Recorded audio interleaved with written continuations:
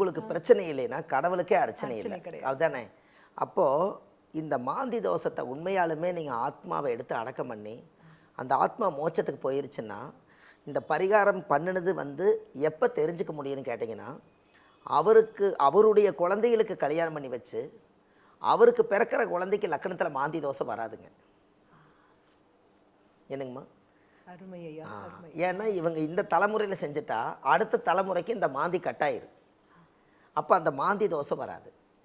அப்போ அவங்களுக்கு அவங்க காலத்திலேயே குழந்தைகளுக்கு போகக்கூடாது, குழந்தைகள் பிறந்து அதுக்கு படித்து அது கல்யாணம் வச்சு அதுக்கு பிறக்கிற குழந்தைகளுக்கு இந்த ஆத்மா தோஷம் வரக்கூடாதுங்கிறது தான் ஒரு ஆத்மாவை எடுத்து அடக்கம் பண்ணுறதுங்க.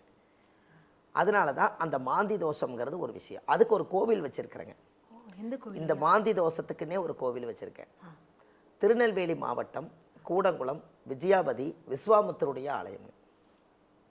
விஸ்வாமுத்தர்னா தசரத மகாராஜாவுக்கு குழந்தை இல்லைங்க.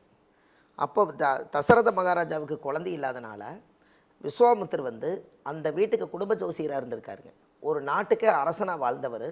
ஆன்மீகம் அவருக்கு பற்று ரொம்ப பிடிச்சு போய் தசரத மகாராஜாவுக்கு ஜாதகம் பார்த்து தசரத மகாராஜா கிட்ட சொல்லியிருக்காரு, உங்களுக்கு புத்திர தோஷம் கிடையாது, புத்திர யாகம் செய்தீங்கன்னா உங்களுக்கு ஆண் புத்திரன் கிடைக்கும்னு அவர் வந்து விஸ்வாமுத்தர் வாக்கு கொடுக்குறாரு. அப்போ உடனே தசரத மகாராஜா அந்த யாகத்துக்கு நீங்கள் ஏற்பாடு செய்யுங்கிறார். அப்போ உடனே என்ன பண்ணுறாரு அப்படின்னு கேட்டிங்கன்னா, அந்த யாகம் செய்து முடித்தோடனே ராமர் பிறக்கிறாருங்க. அந்த ராமர் பிறந்து ராமருக்கு வளர்ந்து ஆளாகி பெருசாகி விஸ்வாமுத்தர் தான் வந்து ராமருக்கும் சீதாதேவிக்கும் திருமணம் கோலம் பண்ணி வைக்கிறாங்க. எல்லாம் பண்ணி வச்சு எல்லாம் நல்ல மனங்கோலமாக வாழ்ந்து நாட்டை அரசாள்றாரு. ஆனால் விஸ்வாமுத்தருடைய சங்கல்பம் என்னென்னு கேட்டிங்கன்னா, எல்லா சித்தர்களும் ஒவ்வொரு வித்தியாசமான சங்கல்பம் எடுத்திருப்பாங்க. இப்போ கொங்கண சித்தர் தவம் பண்ணது என்னென்னு கேட்டிங்கன்னா, செல்வமும் புகழும் என்று தவம் பண்ணார். ஆனால் அவர் ஜீவசமாதி வந்து திருப்பதியில் போய் ஜீவசமாதி ஆயிட்டார். அப்போ அந்த செல்வமும் புகழும் உள்ள சாமி பேதுங்க திருப்பதி தான். அப்போ இவரோட சக்தி அங்கே இருக்கிறனால அவர் வேண்ட சங்கல்பத்துக்கு உண்டான கோவில் அங்கே வந்துருச்சு. அப்போ யார் ப்ரேயர் வைக்கிறாங்களோ அவங்களுடைய ஆன்மா தான் அங்கே இருக்குங்க. அதுபோல் இவர் என்ன பண்ணியிருக்கார் அப்படின்னு கேட்டிங்கன்னா, விஸ்வாமுத்திரர் இழந்த சக்தியெல்லாம் மீட்டு தரேன்னு சொல்லி அவர் சங்கல்படுத்திருக்காருங்க. அந்த உலகத்தில் அதாவது விஸ்வாமுத்திரர் வந்து யாரெல்லாம் நீங்கள் இழந்து எல்லாத்தையும் இழந்துட்டு வரீங்களோ அவங்கெல்லாம் என்னோடய மண்ணுக்கு வாங்க, இழந்ததை நான் அப்படியே திருப்பி கொடுக்குறேன்னு தான் அந்த சங்கல்பம் பண்ணி அந்த கோவில் வந்து இப்போ நான் சொன்ன இடத்துலைங்க திருநெல்வேலி மாவட்டம் கூடங்குளம் விஜயாபதி விஸ்வாமுத்தருடைய ஆலயத்தில் தான் அங்கே இருக்குதுங்க. எல்லா கோயிலும் 4000 வருஷங்க. இந்த கோவில் 4,76,000 வருஷங்க. அப்படின்னா ராமாயணம் பிறந்த காலம்ங்க. இந்த கிரேத யுகம் திரேத யுகம் கலியுகம் எல்லாம் கடந்து லட்சக்கணக்கு 5 லட்சம் சொல்கிறாங்க இல்லைங்களா? அப்போ வந்து விஸ்வாமுத்தர் வந்து விஸ்வரூபம் எடுத்து விஜயம் அப்படின்னா விஜயம்னா என்னென்னா அவருடைய மன்னம் எதிர்த்தா ஜெயம், அதனால் விஜயம்னு அந்த ஊர் பேர் விஜயாபதி. விஸ்வாமுத்திரங்கிற ஒரு விஸ்வரூபம் எடுத்து உலக மக்கள் நலனுக்காக இழந்த சத்தை மீட்டெடுத்தாரன்னு சொல்லி அவர் 4 லட்சம் வருஷம் அந்த இடத்த 4,76,000 வருஷம் அங்கே இருந்து அந்த இடத்துல வந்து இன்னும் போய் நீங்கள் கூகுளில் சர்ச் பண்ணி பார்த்தீங்கன்னா அந்த இயர் எல்லாம் போட்டிருப்பாங்க. இந்த கலியுகத்தில் இந்த கோவில் எப்போ தோன்றுறது எப்போ உருவாச்சுன்னு. அங்கே ஓமகுண்ட விநாயகர்னு ஒரு இடம் இருக்குதுங்க. அந்த கோவில் ஓமகுண்ட விநாயகர் கோயிலுக்கு பக்கத்தில் தான் அந்த விஸ்வாமுத்தர் வந்து இழந்த சக்தியெல்லாம் மீட்டெடுக்கிறதுக்காக யாகம் நடத்தினார். அதனால் ஒரு முறை அந்த மண்ணை மிதிச்சாங்கன்னா அவங்க வாழ்க்கையில் இழப்பே வராதுங்க. அருமை ஐயா. அதாவது குறிப்பிட்ட நாள் போகணும் அப்படின்னு ஏதாவது இருக்குங்களா? அந்த கோவில் வந்துங்கம்மா எளிய முறையில் எந்த ஒரு இது இருக்காதுங்க. அந்த கோவிலுக்குள்ளே ஒரு இவ்வளவு சைஸில் ஒரு ஜானில் ஆதிகால விஸ்வாமுத்தர் இருக்கார் உள்ளுக்குள்ளே. அப்போ அந்த காலத்தில் ஒளி ஏது சுத்தியில் ஏதுன்னு யாருக்குமே தெரியாதுங்க. இதான் பிரபஞ்ச ரகசியம்.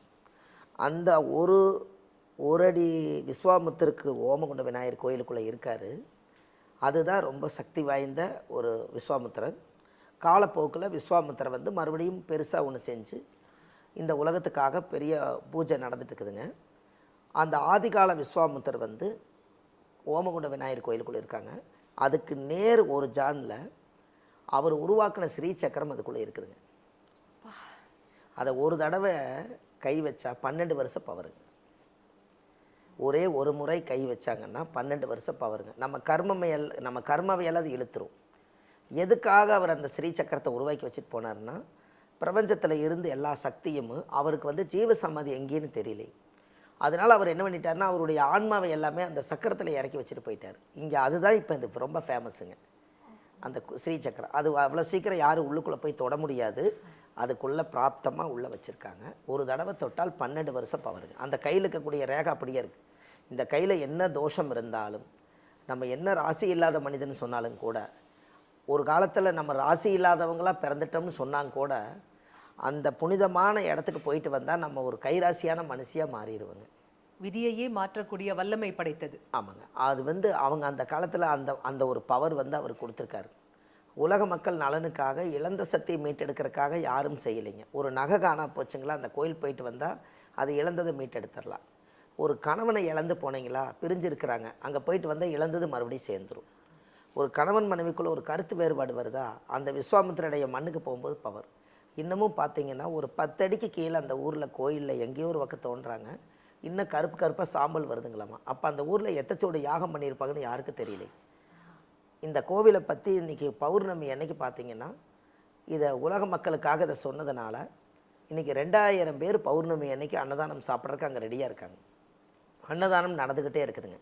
இங்கேருந்து நீங்கள் போகிறவங்க எல்லாருமே வெறுங்கையில் போகிறதுக்கு பதிலாக, அது முள்ளு காடாக இருக்கிறனால, கடலோர பகுதியாக இருக்கிறனால, அங்கே நம்ம போய் வாங்கிட்டு போகிற தேங்காய் பழம் பூ மாலை வச்சு தான் அர்ச்சனை பண்ணுவாங்க.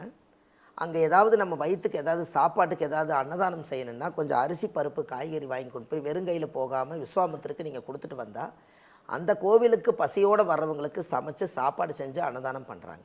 இதெல்லாம் நம்ம சொன்னதுக்கப்புறம் இன்றைக்கி கொஞ்சம் நிறைய மக்கள் பிரபலமாயிட்டாங்க. அந்த விஸ்வாமித்திர கோயிலுக்குள்ளே இருக்கக்கூடிய சக்தி என்ன அப்படின்னு கேட்டிங்கன்னா, நான் ஒரு 12 யாகம் அதுக்குள்ளே செஞ்சுருக்கேன். 12 முறை நான் கை வச்சுருக்கேன்.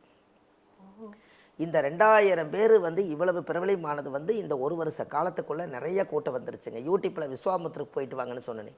அதுக்கு முன்னாடி அளவான கூட்டம் வந்துட்டு இருந்ததுங்க. அப்போ எப்போவுமே மாதம் பௌர்ணமிக்கு நான் போனேன்னா, விஸ்வாமித்திரருடைய நேர் சன்னிதானத்தில் வச்சு நான் ஒரு தனியாக ஒரு யாகம் பண்ணி அந்த நவக்கலச தீர்த்தம் எடுத்து என் தலையில் ஊற்றுவாங்க. ஒவ்வொரு தடவையும் 12 மாதம் நான் தொடர்ந்து போயிருக்கேன்.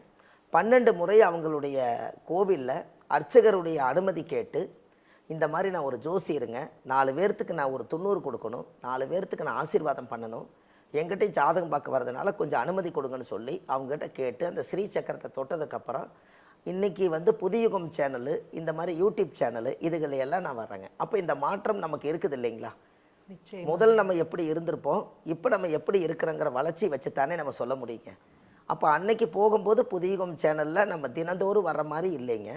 12 யாகம் முடித்து கை வச்சதுக்கப்புறம் புதியுகம் சேனலில் வர்றோம்.